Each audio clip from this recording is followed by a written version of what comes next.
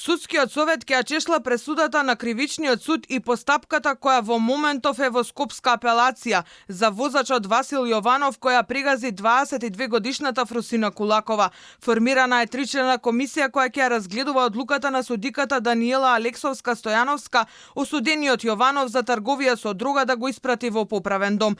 Председателот на судскиот совет Александар Камбовски најави дека комисијата ќе направи увид во предметот без притоа да врши каков било притисок врз апелационите судии. Малку е чувствително времето затоа што премето во овој момент се наоѓа пред апелациониот суд во Скопје.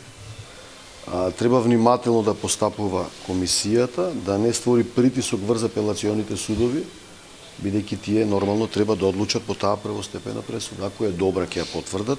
Ако сметат дека не е во ред, дека постојат одредени повреди на постапката, ќе ја укинат или можеби ќе ја преиначат.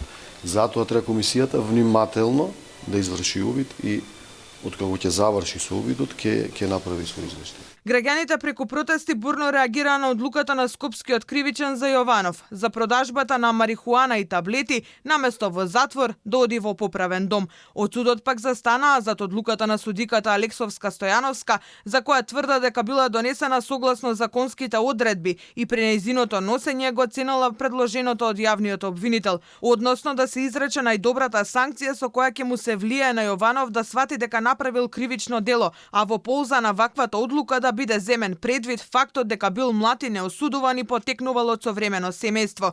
Сдруженијето на судии повика да се избегнува јавна осуда за судиката Алексовска-Стојановска затоа што се уште не е утврдена нејзина лична и професионална одговорност. Инаку, кога предметот на Јованов за трговија со дрога стигнал пред апелациониот суд, вишиот обвинител побарал мерката поправен дом да му биде заменета со ефективен затвор, но одлука се уште нема. За претходната сообраќајка која предизвикал, Јованов добил прекршочна од МВР, а со одобрение на тогаш оштетената се спогодил да плати казна од 300 евра. За тоа дело обвинителите не поднале обвинителен акт до судот. Шефот на скопското обвинителство Гаврил Бубевски тврди дека дури и да поднеле обвинение, Јованов повторно би поминал со парична казна, бидејќи таква била казнената политика.